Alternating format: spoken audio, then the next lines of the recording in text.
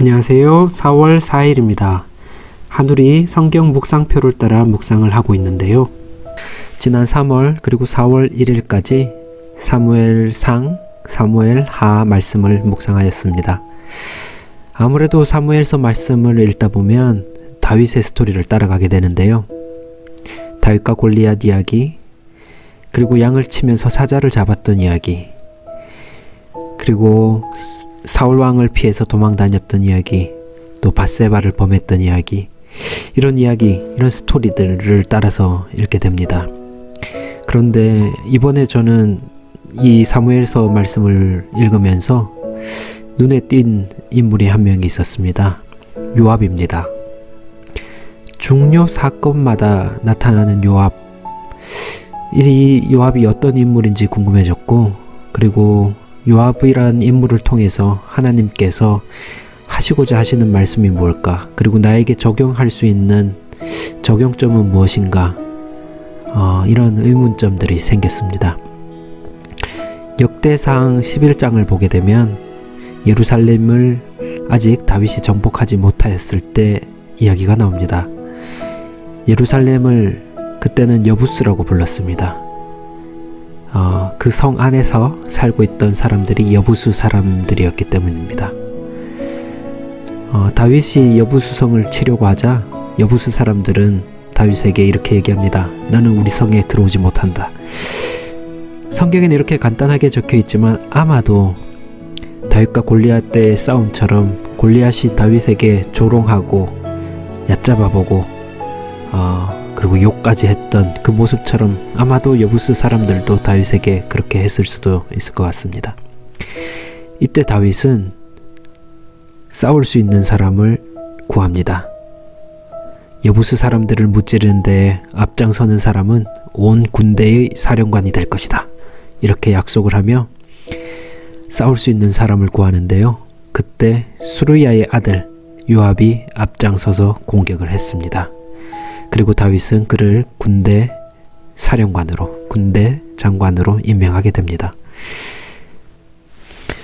여기에 수르야의 아들 요압이라고 적혀 있는데요. 보통은 남자의 이름이 적혀 있습니다. 누구의 아들, 누구라고 할 때요. 근데 이 수르야는 남자가 아니고 여자입니다. 정확히 얘기해서는 다윗의 누이입니다. 역대상 2장 13절에서 16절을 보게 되면 이새의 맏아들은, 둘째 아들은, 그리고 일곱째 아들까지 소개를 합니다. 그 일곱째 아들이 다윗입니다. 그리고 뒤에 누이의 이름이 나오는데요. 다윗의 누이는 수르야와 아비가일입니다. 그리고 수르야의 아들은 3명인데 그 중에 한 명이 요압입니다. 결국 요압의 외삼촌이 다윗인 것입니다. 이 요압은 군대 총사령관이 되어서 전쟁에서 패전한 기록이 없습니다. 백전백승의 장군이었습니다. 모압을 정복했고요. 아람을 정복했습니다. 에돔도 정복했고요. 암몬도 정복했습니다. 그리고 블레셋과의 싸움에서도 이겼습니다. 용맹하고 그리고 칼을 잘 쓰고 그리고 전략이 있었던 그런 장군이었습니다. 하지만 시간이 지날수록 그리고 어느 시점에서 요압이 다윗에게 짐이 되기 시작합니다. 사울왕이 죽고 그의 아들 이스보셋이 왕위를 이었을 때였습니다. 이스보셋의 군대 장관 아브넬이 몰래 다윗을 찾아옵니다. 아브넬은 이스보셋을 떠나 다윗의 진영에 오기를 원했습니다. 아마도 다윗은 그렇게 생각할 수도 있었을 것입니다. 아브넬이 첩자로 온 것이 아니야? 이스보셋을 떠나는 것이 아니라 사실은 다윗을 공격하러 온 것이 아니야? 라고 의심을 할 수도 있었겠지만 다윗은 그러지 않고 아브넬을 살려보내고 또 아브넬을 받아주기로 했습니다. 근데 그때 요압이 아브넬을 쫓아갑니다. 그리고 그 아브넬을 죽입니다. 요압은 분명히 알고 있었습니다. 다윗이 아브넬을 죽이려고 하지 않았다는 것을 알고 있었습니다. 하지만 요압은 자신의 동생을 죽인 아브넬의 복수를 하기 위해서 다윗의 허락 없이 사울의 장수였던, 그리고 이스보셋의 장수였던 아브넬을 죽이게 됩니다. 그리고 또 요압이 한 일이 있는데요. 그 유명한 밧세바 사건입니다. 다윗이 우리아의 아내 밧세바를 취하기 위해서 우리아를 죽이려고 합니다. 전쟁터에서 우리아만 앞으로 최전선에 나가서 적군으로 하여금 죽임을 당하게 만들려는 계획을 짰는데요. 그 계획, 그 명령을 전달한 사람이 요압입니다. 그리고 요압이 휘두른 칼 중에 하나가 압살롬에게 향하였습니다. 다윗의 아들인 압살롬은 아버지를 거역하여 반란을 일으켰습니다. 하지만 다윗은 그 압살롬이 죽는 것을 원치 않았습니다. 그리고 그 사실을 자신의 부하들에게 알렸습니다. 하지만 요압은 노새를 타고 가다가 나무에 걸려있는 압살롬을 발견하고 그 압살롬을 산채로, 나무에 매달려 있는 채로 창 세 자루를 집어들어 압살롬의 가슴을 꿰뚫어 죽였습니다. 다윗의 명을 거역하고 그 압살롬을 죽였던 것입니다. 그리고 요압은 아마사를 살해합니다. 아마사는 압살롬을 따랐던 사람입니다. 그리고 다윗이 이 아마사를 요압 다음으로 군대 사령관으로 임명하려고 하였습니다. 사무엘 하 19장 13절을 보면 다윗이 아마사에게 이렇게 이야기합니다. 그대는 내 집안의 사람 중 한 사람이요 내가 그들을 군대의 사령관으로 삼겠소. 만약 내가 요압 대신 그들을 군대의 사령관으로 임명하지 않는다면 하나님께서 나에게 벌을 주셔도 좋소. 다윗은 하나님께 맹세하면서까지 아마사를 군대 사령관으로 임명하려고 하였습니다. 하지만 요압은 아마사를 살해합니다. 근데 이 살해는 우발적인 것이 아니라 아주 계획적이었습니다. 사무엘 하 20장 9절에서 10절을 보면 요압이 아마사에게 다가갑니다. 형님, 모든 일이 편안하시오. 그러면서 요압은 오른손으로 아마사의 수염을 잡고 입을 맞추었습니다.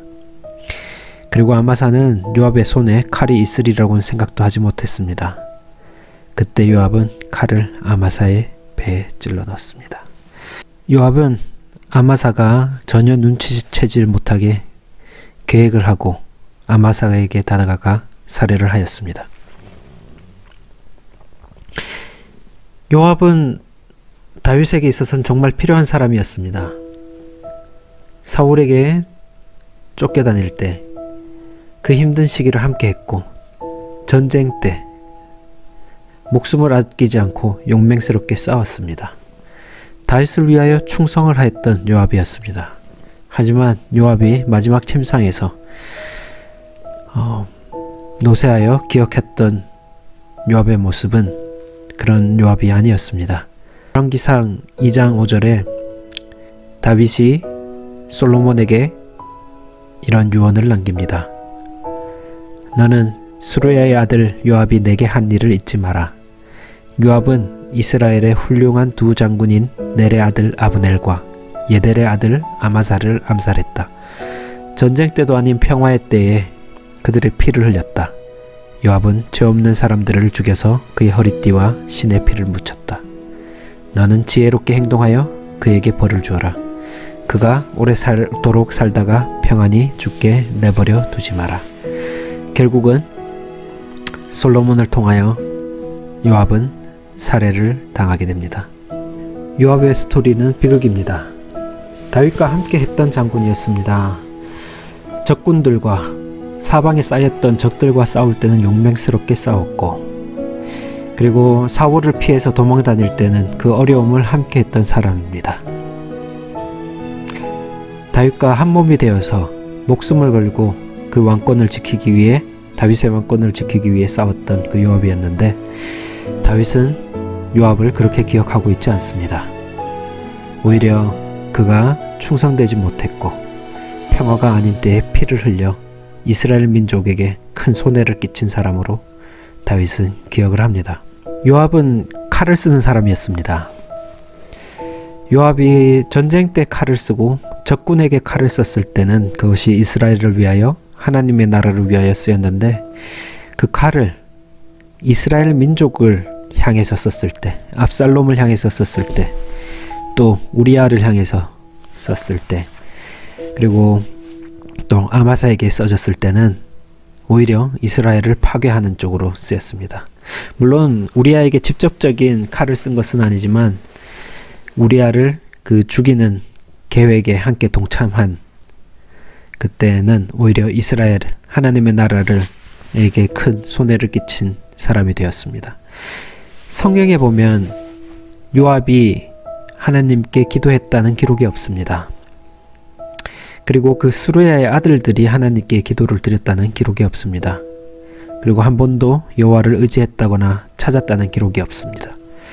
다윗은 어려울 때, 힘들 때, 그리고 궁지로에 몰렸을 때 하나님께 기도하고 그 다음 길을 물어서 나갔고, 그것이 매번 그 어려운 과정을 통하면서 훈련으로 쌓여서 오히려 하나님께 더 합한 사람이 되었습니다. 요압은 같은 어려움을 겪었는데, 다윗과 똑같은 어려움을 겪었는데 성경에 다윗과 같이 하나님께 합한 자라는 이름을 말을 듣지를 못했습니다. 갖고 있는 기술이 있었습니다. 전쟁을 할 줄 아는 기술이 있었고 전략을 짤 줄 알았고, 그리고 자신의 부하들을 적재적소에 쓸 줄 아는 전술도 갖추고 있는 장군이었습니다. 그에게 아쉬웠던 것은 자신이 가지고 있던 칼이 언제, 어떻게, 그리고 어디에 쓰여져야 했는가를 기도를 하고 하나님께 묻고 나갔어야 했다는 것입니다. 이 장면에서 돌아보게 됩니다. 저에게도 하나님께서 기술을 주셨습니다. 요압이 칼을 가지고 있듯이 저에게 다양한 기술과 은사를 주셨습니다. 그것이 적재적소에 쓰였을 때에 하나님의 나라를 위해 쓰인다는 것입니다. 그것이 하나님의 백성, 하나님의 나라를 향해서 쓰이는 것인지 아니면 오히려 그것에 손해를 끼치도록 쓰이는 것인지 알기 위해서는 기도를 해야 했습니다. 그리고 또 한 가지 보이는 점은 다윗은 요압이 잘못했을 때에 어떤 말도 하지 않았습니다. 그저 다만 마음에 담고만 있었습니다. 압살롬을 살해했을 때, 그리고 사울의 장수 아브넬을 죽였을 때, 그리고 아마사를 죽였을 때 다윗은 요압에게 더 이상 그런 일을 하지 말라라고 제재를 가지 않았습니다. 어떤 사람이 잘못을 할 때는, 누군가를 때리거나 할 때는 두 가지 이유 때문이랍니다. 때리고 싶은 마음이 들었고, 그리고 아무도 그것을 제재하지 않을 때 그런 범죄가 일어난다고 합니다. 다윗은 아들들이 잘못했을 때에도 훈계가 없었습니다. 암논이 다말을 범했을 때에도, 그리고 압살롬이 암논을 죽였을 때에도 다윗은 훈계가 없었습니다. 제가 유치부에 있다 보니까 육아에 관해서 가끔씩 찾아보게 됩니다. 훈계에 대해서 찾아보게 되는데요. 어떤 어린아이가 형이 동생을 때릴 때는 두 가지 이유 때문이랍니다. 첫 번째는 형이 화가 나서, 두 번째는 때려도 괜찮으니까. 그래서 결국은 형이 동생을 때리는 행동으로 가게 된다는데요. 그때 어머니가 해줘야 될 일이, 첫째는 때리면 안 된다는 것을 알려줘야 하고요. 그리고 그 형이 화가 나 있다는 것에 대해서 민감하게 알고 있다고, 너의 감정을 엄마가 알고 있다고 알려주는 것, 이 두 가지를 하여야 한다고 합니다. 그 아이가 때리는 행동이 잘못됐다는 것도 알게 돼 있고, 그리고 내가 가지고 있는 이 감정이 화라는 것도 알게 해줘야 한다는 것이죠. 그런데 다윗은 그 자녀들이 잘못했을 때에 그런 훈계가 없었습니다. 사무엘하 13장 21절에 보면 암논이 다말을 범했을 때 다윗 왕은 이 일을 듣고 노발대발하였다 라고 적혀 있습니다. 하지만 다윗 왕이 화를 냈는데 그 일이 잘못되었다는 것, 암논을 불러 그렇게 하면은 안 된다는 것에 대해서, 그리고 이 일을 어떻게 해결해야 된다는 것에 대해서는 아무 말이 없었습니다. 아버지로서 훈계가 아니라 화만 낸 것이었습니다. 하나님과의 관계에서 방해가 되는 것이 있다면 제거를 하여야 합니다. 하나님과 나 사이에 무엇이 있다면 그것은 우상이고 그것은 죄입니다. 그것을 제거하는 것은 회개입니다. 보통은 부정적인 것이 있다면, 무언가 잘못된 것이 있다면 회피하려 하거나 화를 내면서 자신을 방어하려 하게 됩니다. 하지만 회개는 회피도 아니고 저를 방어하는 것도 아니고 나 자신을 하나님께 내어놓는 것입니다. 요압을 볼 때 단일 사건으로 보면 다윗에게 충성을 다한 것처럼 보입니다. 하지만 인생의 일련 과정을 보면 그렇지가 않습니다.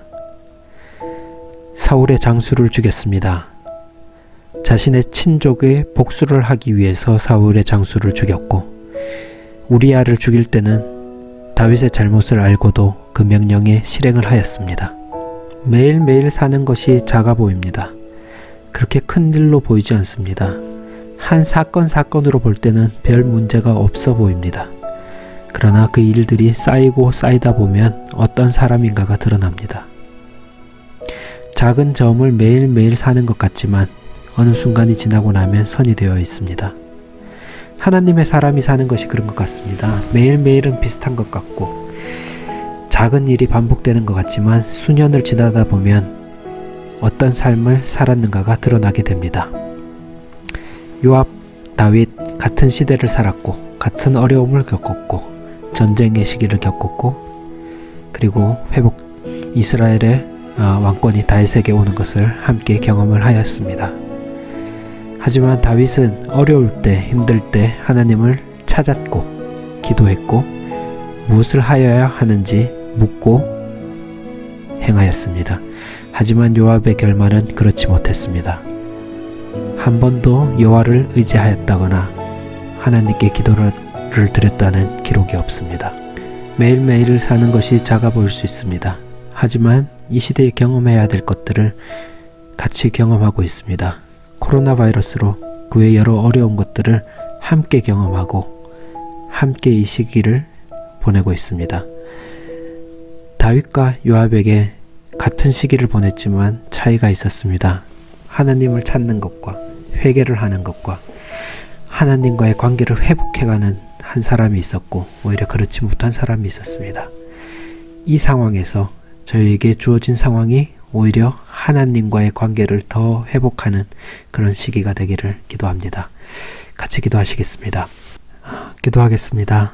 하나님, 저에게 이 시대에 이 경험을 주신 것, 하나님, 코로나 바이러스라는 어려움, 또 그 외 여러 가지 어려움을 주신 것을 압니다. 하지만 저희가 하나님을 찾을 수 있는 축복을 주셔서 감사합니다. 하나님, 다윗과 요압이 같은 시기, 같은 어려움을 겪었지만 하나님을 찾았던 것과 회개했던 것과 하나님과 관계를 회복하였던 사람과 그러지 못한 사람을 보았습니다. 주님, 저희가 오늘 사는 것이 하나님과 더 가깝고 더 회복이 되게 주님 인도하여 주시옵소서.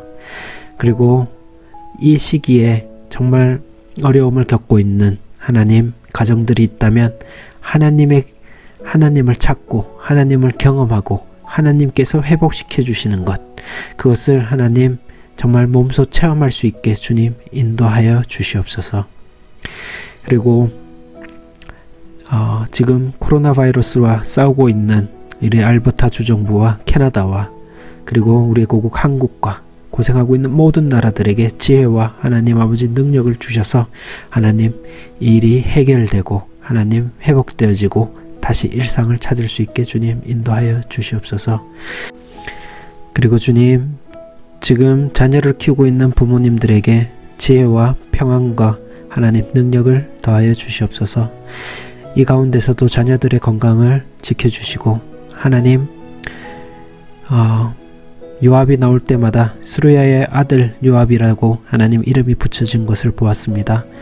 하나님, 저희가 자녀들에게 신앙이 물려주고 하나님 그들이 하나님의 자녀로 클 때 칭찬으로서 저희 자녀들 이름 앞에 붙을 수 있는 저희들이 되게 주님 인도하여 주시옵소서. 그리고 우리 성도님들 건강 잃지 않게 주님께서 인도하여 주시고 필요한 것이 있다면 주님께서 채워주시고, 그리고 저희가 몸은 떨어져 있더라도 함께 공동체를 이루며 오늘 하루를 살 수 있게 주님 인도하여 주시옵소서. 예수님 이름으로 기도드립니다. 아멘.